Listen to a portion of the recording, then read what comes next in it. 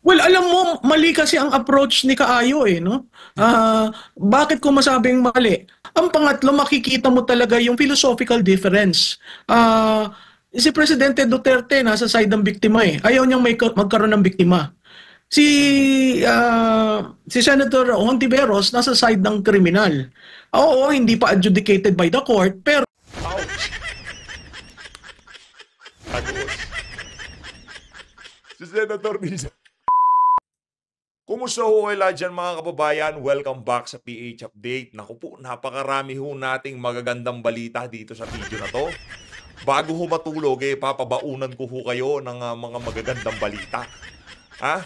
Matitindi ho ito, panigurado, ang pagmumukha ni Risa Hontiveros pagka narinig niya itong mga punto de vista natin dito, para ho siyang natalo ng scatter. Ano ba yung scatter na yan? Tayo ho ay naiintriga, no? Ano ho ba yung scatter na yan? I-comment nyo ho sa baba. Hindi ho kasi natin alam yung scatter na yan eh. Yung palagi ka na lang talo sa scatter. Ano yung scatter na yan? Marami bang nalululong ngayon dyan sa scatter na yan? Ha? Pero bago yung lahat ng yan, isang like at isang subscribe, masaya na ho tayo sa PH Update. At sa mga gustong sumali sa ating community, alam nyo na kung gagawin, yung join button nandyan lang ho sa baba. Dito sa video na to, panigurado bago ho kayo matulog, magiging masaya kayo. Dahil lang bibigyan natin ng reaksyon dito sa video na to, walang iba kung hindi itong si Prof. Malutikia, pagka alam nyo naman ho mga kababayan. Pagka etong si Prof. Malutikia na ho ang kumamada, sigurado ariglado yan. Magbibigay ho siya ng kanyang mga punto de vista doon sa pagdalong ginawa nitong si dating Pangulo Rodrigo Duterte diyan sa Senado. At itong si Robin Sweet Showbiz, matindi ho itong ano niya dito, caption niya. INC, linaglag na si BBM. Naku po, mamaya titignan ho natin kung gaano katotoo yan, Robin Sweet Showbiz, no?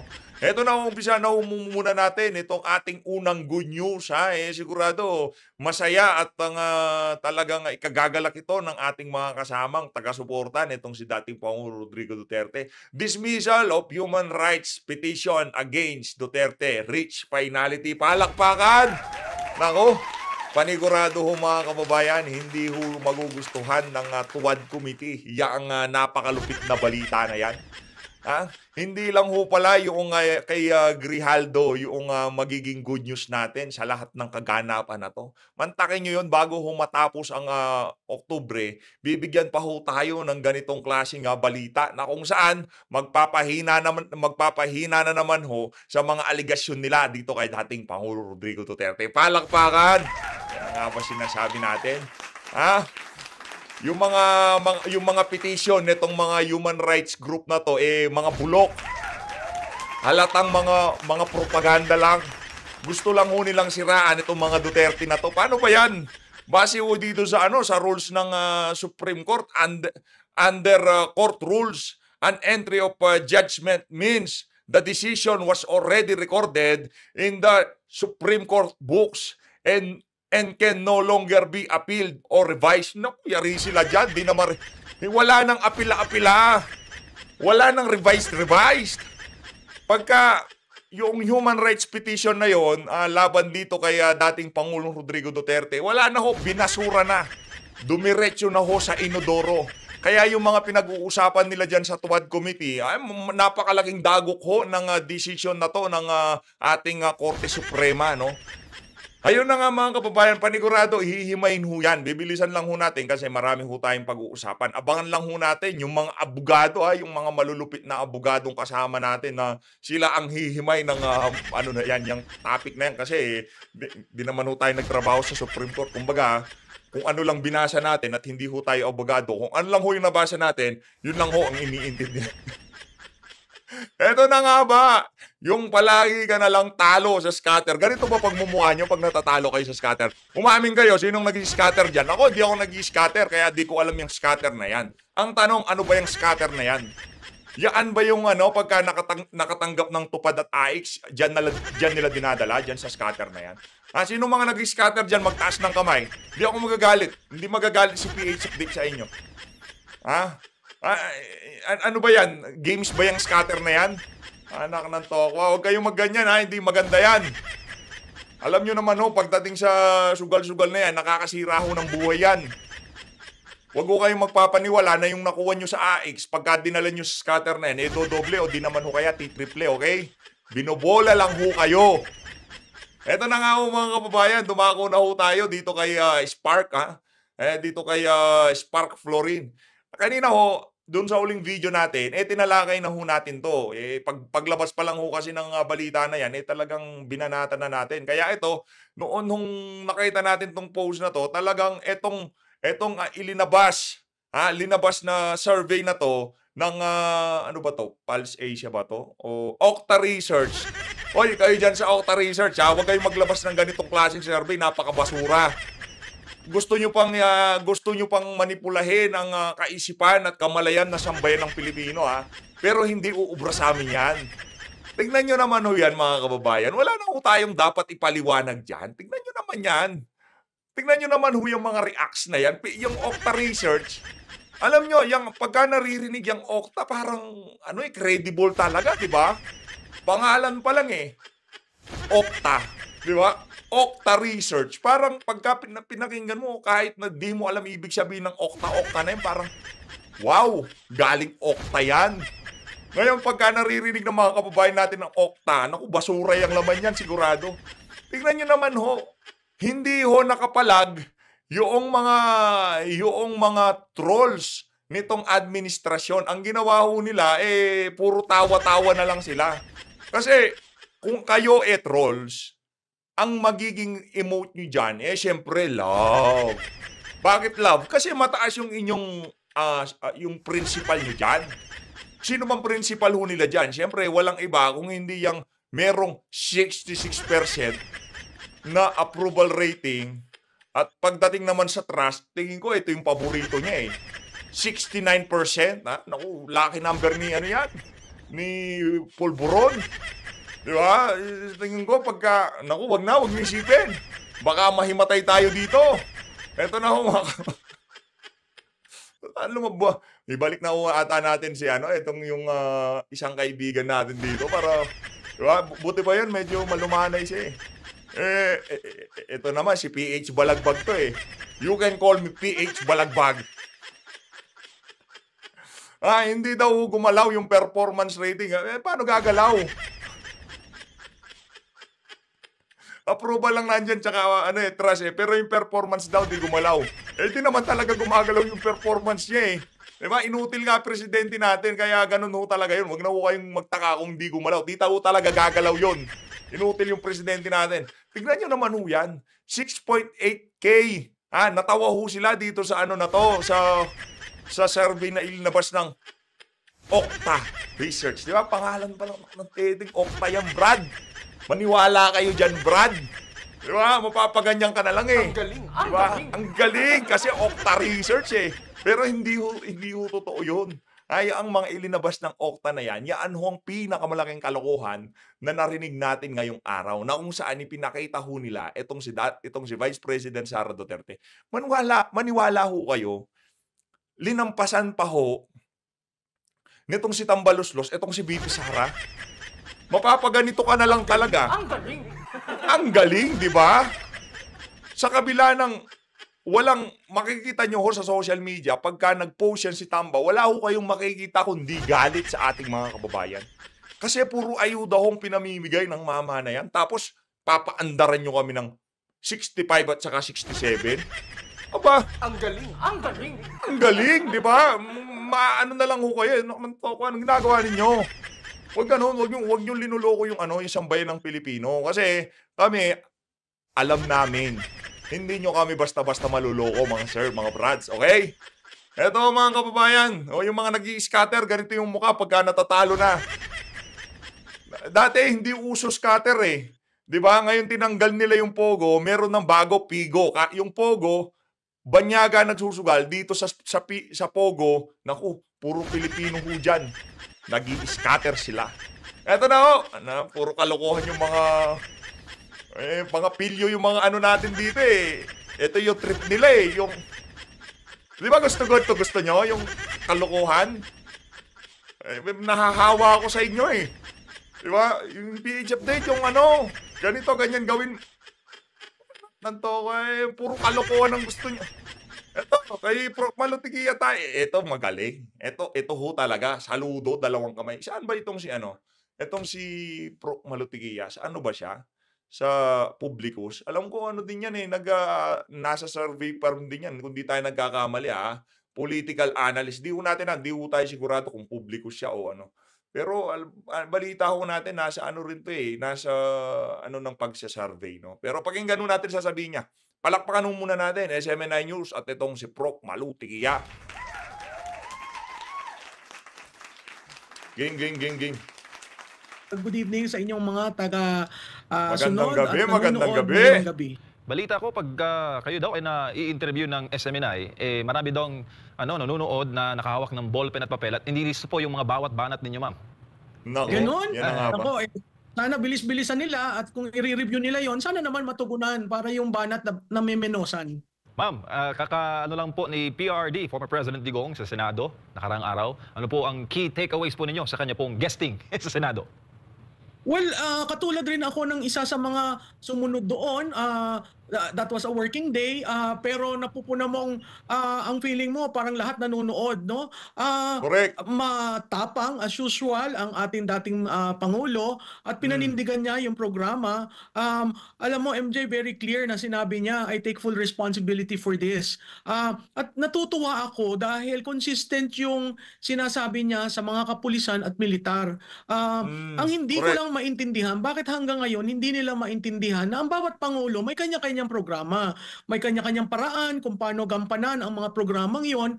Dito lamang, panay, kung babalikan natin kasi yung DDS, 2016 narrative yan. At yung pagpunta ni dating kalihim Laila de Lima sa Davao was essentially para sa kampanyang naratibo. So, hindi ko maintindihan bakit yung kampanyang 2016 ay patuloy na nabibigkas sa halls of Congress, no? Tama yung sinabi niya, kung ako'y nagkamali, di kasuhan niyo ako. Hanggang ngayon naman wala tayong nakikitang kaso. Kasi yung kasong ganyan na fina-file mo sa dating pangulo na ginawa niyang one of the key programs ng kanyang administration, ay Hmm, kailangan niyan hindi lang preponderance of evidence but beyond reasonable doubt na talagang programa niya napatayin yung mga dyan sa war on illegal drugs, no? Nakita rin natin noong kanyang pananalita na clearly ang pinoprotektahan niya yung mga biktima.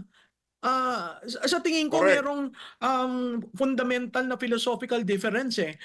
Kasi yung isang senador was aghast, nagulat, na-shock na ang ibig mong sabihin ang pinoprotektahan mo ay yung mga ang talagang kinakuan mo, ang dinidiin mo yung kriminal. Kriminal na nga, 'di ba? Kriminal na. Sa mga makakapansin, talagang pinag-usapan ho namin ni Prof. Malu yan, ha. Kita niyo yan damit niya tsaka yung sa'kin. Pinag-usapan namin. Sabi niya sa'kin magpapa-interview ako mamaya sa SMNI. Magmamaroon ako. Kaya nagmaroon din ho ako para terno kami. Kung nahuli mo sa akto, kung nakakita ka ng drug den at talagang labas-labas ang pagtitinda, anong gagawin mo? It's before your eyes. A crime is being committed. So, Hmm, ako'y natutuwa. Sa tingin ko, lahat na nanood ay natuwa. Na-miss natin ang Duterte manner of communicating. hmm. Makita mo kahit sa halls ng Senado, nagpalakpakan. Natuwa rin ako dun sa presser kasi nakita mo yung darling siya ng media. Hindi naman siya ay isang leader na hindi mahilig sa PR.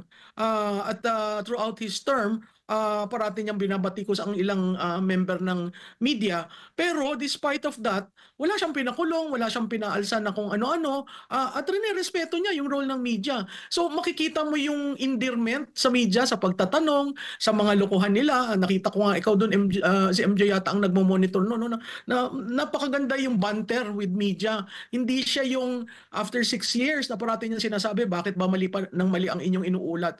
Pero yung press conference na yon, nakita mo na naging endearing ang Pangulong Duterte sa lahat ng whether mamamayan ka, media ka, at nakita natin na yung mga kasundaluhan, lalo na yung mga dati na naging chief of police, parati niyang sinasabi, ang barometro ko kung anong ginawa ko sa Davao, yun ang ginawa ko sa bansa. Kung nagkamali ako, inaako ko. ang pagkakamali. At ang sa akin, MJ, ang very telling doon, yung sinabi na hindi ka naman nag-mayor, hindi ka naging prosecutor, hindi ka naging presidente, hindi mo na sinolbahan ang problema sa komunidad.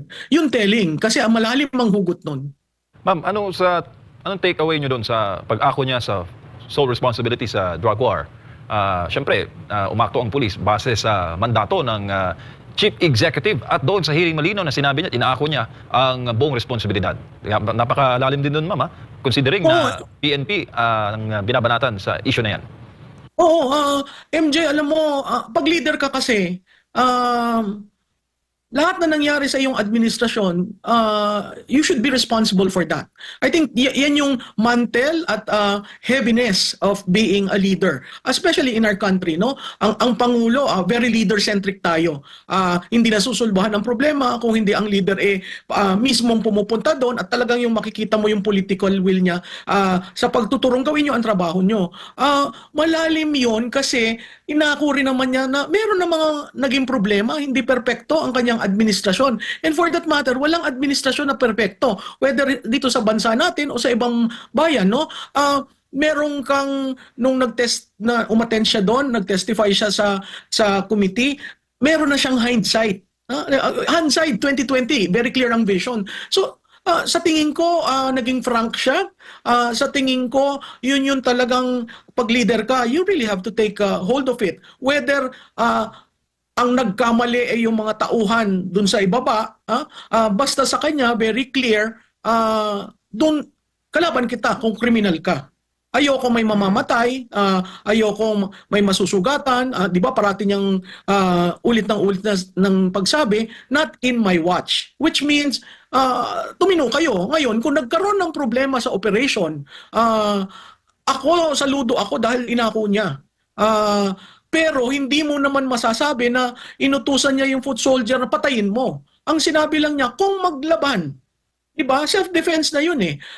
And really, in an operation, marami nangyayari. Wala namang lahat ng operation ay successful. Parating may problema yan. Kasi it's a police operation. So, kailangan natin tandaan yon. And yet, challenge niya ang Senado. Kung sa tingin nyo ako'y nagkamali, filean nyo ako ng kaso. Nakita naman natin yung mga parents, yung pare, no? Ang akin, kung propaganda lamang yan, hindi yan uubra sa korte. Ngayon, kung meron kayong proof beyond reasonable doubt na inutos ng Pangulo na, patayin nyo si Malutikia, yun. Madali yung anong tawag dito, madali yung desisyonan. Pero kung ang sinabi niya, kung naglaban in an operation, 'di ba? Kaya nga parati niya sinasabi, bumunot ka ng baril. Lumaban ka kasi pag naglaban ka, ang armadong unit ng ating pamahalaan ay may right. Kaya nga binibigyan ng baril ang mga pulis, 'di ba? Yun nga lang pag may umabuso, kailangan managot rin yung nang abuso. Hindi yung commander-in-chief kasi sa operation wala naman doon ang Pangulo eh. So makikita natin among the president, kung babalikan natin ng tanaw lahat ng mga presidente post EDSA, makikita mo meron namang mga operations na hindi naging maayos. Pero sinong Pangulo ang nagsabing, I take full responsibility? Siya lamang. Kaya doon sinasaluduhan ko si Presidente Duterte. Ma'am, bago si Partner Admar, yung mga tinuran ni Senator Hontiveros kay PRD, una-una, ikukumpara natin, abogado, piskal, si dating Pangulong Digong, mayor, nagpresidente, nag-congressman, nag-vice mayor, yung sa mga banat niya, ma'am, hinggil sa war on drugs, ano tingin mo, ma'am? Nagiging mabuti bang halimbawa itong si Risa Hontiveros sa mga nagdanais sa maging senador come 2025 elections? Well, alam mo, mali kasi ang approach ni Kaayo eh, no? Bakit ko masabing mali? Unang-una, very emotional. Linalagyan niya yung emotions dun sa mga kaso. Oo, may namatay. Oo, may nasugatan. Oo, may nawala. Hoy, Kaayo, makinig ka dito kay Prof. Malutigia, ha? Yan ang sinasabi natin. Mali si Kaayo. Daan ng mahal sa buhay. Pero hindi yun ang sum total na nangyari. Uulitin ko sa lahat ng operasyon, minsan may sumasablay. Walang perpektong operation. At yan, ginawa na. Plinanado yan ng mga pulis. No? Ang pangatlo, makikita mo talaga yung philosophical difference. Si Presidente Duterte, nasa side ng biktima eh. Ayaw niyang magkaroon ng biktima. Si si Senator Hontiveros nasa side ng kriminal. Oo, hindi pa adjudicated by the court, pero Ouch! Tagus. Si Senator Risa. Si Senator Risa Hontiveros daw nasa side ng kriminal. Wala na, GG na. Oh, weekend na tayo. Wala na, tapusin na natin to. Ano yun? Damage yun eh.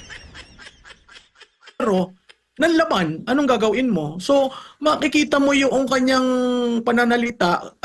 Siguro ang challenge na lang kay Senator Hontiveros, ang tagal na rin naman itong advokasya niya. Kung talagang merong kaso, dapat na pailan. Yun nga ang tanong kay Senator, dating Senator Laila de Lima. Tama Right. doon si Senator Estrada. Ikaw ay isa sa pinakamalakas, pinakamakapangyarihang kalihim nung panahon ni Correct. Presidente Aquino. Bakit hindi mo final? Ako, ang sagot ko doon, kasi it was a political narrative. Kailangan nila makadiscover ng dumi ni Duterte, dalhin sa national, kasi yung 2016 was a presidential campaign season. At yung naratibong yon very, very clear, para magamit noong kanilang kandidato. Mamalu, magandang gabi. Galing. Bago natin tuloy, palakpakan ho muna natin to si Prof. Malutigia. Kang masigabong palakpakan ho muna para dito kay Prof. Malutigia. Napakahusay, dalawang kamay na saludo. Ayan, dalawang kamay na Ano saludo. kaya ang nakikita mo naman dito sa magiging epekto sa darating po na halalan sa development nitong pagdalo at mga pahayag ng dating Pangulo sa Senado? Alam mo, Admar, nabuhayan ng base. At talagang hined-on niya. Considering hanggang ngayon pinag-uusapan yan sa bawat gathering, itong undas na magkikita sa sementeryo. Makikita mo na nandun yung pagmamahal ng tao sa kanya. Nakikita mo na respeto pa rin siya despite ng balahura na ginagawa sa Duterte. Makikita mo na leader, na yun ang leader na kailangan natin. Napakahirap yung ginawa niya kasi malapit ng eleksyon at ang mga tao naghahanap ng ibobotong kandidato. So kung ang hinahanap nila ay yung mga karakteristik na pinalakpakan, na pinakinggan, na sinusundan kay Presidente Duterte, sa tingin ko may pag-asa tayong yung tinatawag may whiff of fresh air, na ang mga tao naaalala nila ngayon, nasa back ng bawat isip ng bawat Pilipinong botante, ito yung gusto ko, sino kaya yon? So, itong stage na binigay kay Presidente Duterte at talagang pinakita niya ano ba ang pagiging pinuno. Mahalaga yan sa pagpili ng mga kandidato, whether lokal o national. No? Meron na nga nagsalita na congressman na namimiss daw ng tao kaya nakinig ang mga tao. Merong mga local candidates na local chief executives na nagpalakpakan nung sinabi niya na hindi mo nasosolbahan ang mga problema sa komunidad. Meaning hindi mo alam kung anong komunidad mo, hindi mo alam ang ground mo. Merong malakas ang palakpakan ng uniform personnel kasi sinabi niya, wag niyo nang ipitin yan, wag niyo nang balahurain yan. I will take full responsibility. At saka alam mo, Admar, ang telling, yung colonel na nagsalita, kita mo yung anguish niya sa nangyari sa kanya. Nakita mo yung usapan nila ng mag-asawa nung nangyari sa house at yung mga pinapasabi sa kanya. Ako, saludo ako doon, no? Kasi biro mo, ino-offer ka ng magiging general ka, pero ang sabi mo nga, okay na ako dito kisa gawin ko yung pinagagawa nyo. Yung mga ganyan, iilan lang. Oo, napaka yung integrity nitong si Colonel Grijaldo talagang kasalu-saludo ho, no? Kasi kung yung iba lang, sasabihan ka ba naman nitong si Atrasabante na ganito? Bata ka pa, magiging general, pwede ka pong maging general, di ba? Kumbaga tinutokso ka buti na lang hindi mo nagpatukso kay banal na aso itong si Grijaldo. Yan, si Sir, no? Iilan lang ang matatapang dito sa administrasyon na ito. Kasi takot. Kasi napakita ng administrasyon na ito, hindi ka susunod, kakasuhan kita. Hindi ka susunod, hahanapin kita. Hindi ka susunod, plantahan kita ng kung ano-ano. Hindi ka susunod, tingnan mo dun sa farm, nagkakagulo. Hindi kayo susunod, lalagyan ko kayo ng kaaway. So, itong politics of destruction, hindi dapat yan nalalagay sa sitwasyon natin ngayon. Pero kaya maraming tahimik at takot at hindi nagsasalita.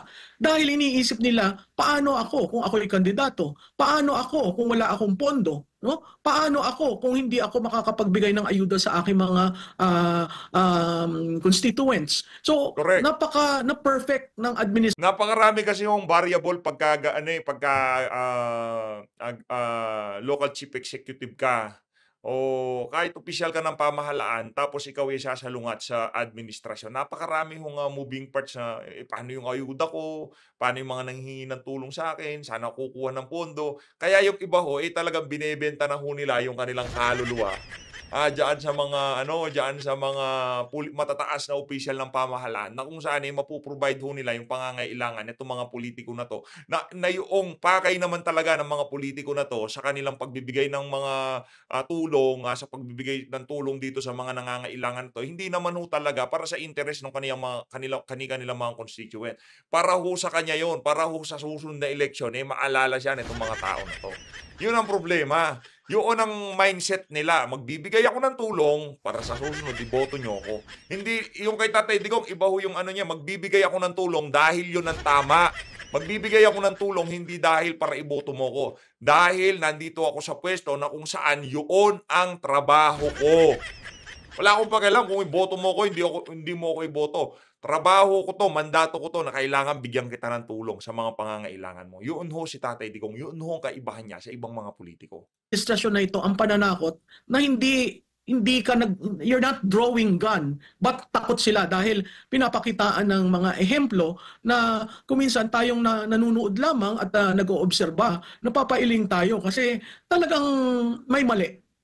May mali, may mali. Prof, For kumbaga sure may parang mali. nagising. May tuturing mo bang silent majority ito mga supporter ng dating Pangulo at medyo maingay lang talaga yung mga kritiko? At nung nagsalita na ang Pangulo at meron ng kumuha sa kanya kasi kung matatandaan natin during mga maisog rally, limitado ang nagiging pag-spread noong mismong information, no? Yung kanya mga sinasalita. Pero dito, kumbaga lahat nakatutok, no? Lahat ng media, lahat ng platform. At dito, kumbaga ito yung nagpagising na yung pagbaba sa pwesto ni FPRRD na 8 sa 10 katao, pabor na pabor at mataas yung grado na binigay sa kanya, nananatili po yun, Prof.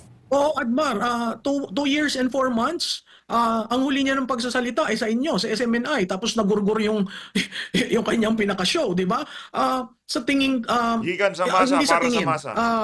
there is proof na yung mga nanood ay kasamahan dun sa mga grupong nagmamatsyag, naghihintay, nag-aabang. Ang critical doon, sa tingin ko sa show nyo, sinabi ko na maraming galit sa mga nangyayari at maraming galit, maraming yung silent majority na could potentially be a protest vote. So itong pagharap ni dating Pangulong Duterte, yun yung naging mitya na muli pasalamatan nila yung dating Pangulo. Oo nga, no, bakit ba hindi natin ginagawa ito? So, yung immediate reaction kasi niyan, kung titingnan mo, nanahimik ako bago ako nag-analyze dun sa aking FB wall, no? Pinakinggan ko yung mga tao at meron kami mga ginawang pamamaraan para malaman, totoo ba yung anger? Grabe, ang galing ni Prof. Potential Malo, no? bang magkaroon ng protest vote? Kasi kung titingnan mo, Admar, parehong Duterte, Galing, both no? sharing the same brand. Yung anak na Vice Presidente at ang Pangulong Duterte nagsalita. Ba't parang mas parang bagay ho natin itong mga ganitong klaseng kulay ng damit? Sa tingin niyo ho ba magpupula na ho tayo lagi? Kasi bagay din sa sa tema ng ating channel, kulay pula di ba? Sa tingin niyo ho ba, okay ho ba tong red o yung white? Nalilito na ako favorite ko kasi natin yung white kasi parang malinis lang ba? Yung tipong malinis lang sa frame. Parang ito parang mas malinis o ata ito. Okay. Sige tingnan ho natin kung ano yung mas maganda. Pero okay to matikas to, matikas. 'Di ba? Nagsalita si VP Sara, matindi yung mga sinabi niya.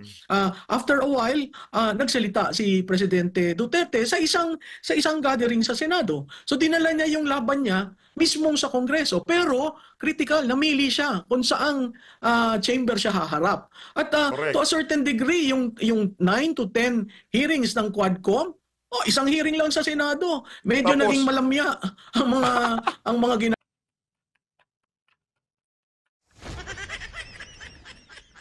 diyan natin sasabihin yung I told you so.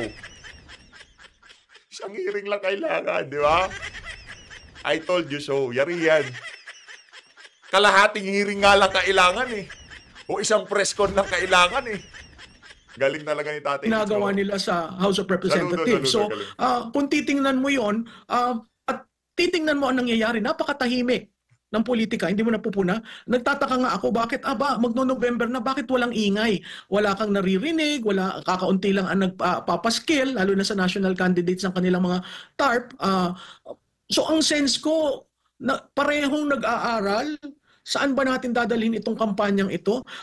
Yung aming third quarter survey, dun sa aming Senate 2025, lumalabas doon ang top endorser ay si Presidente Duterte. And that was taken before he testified in the Senate.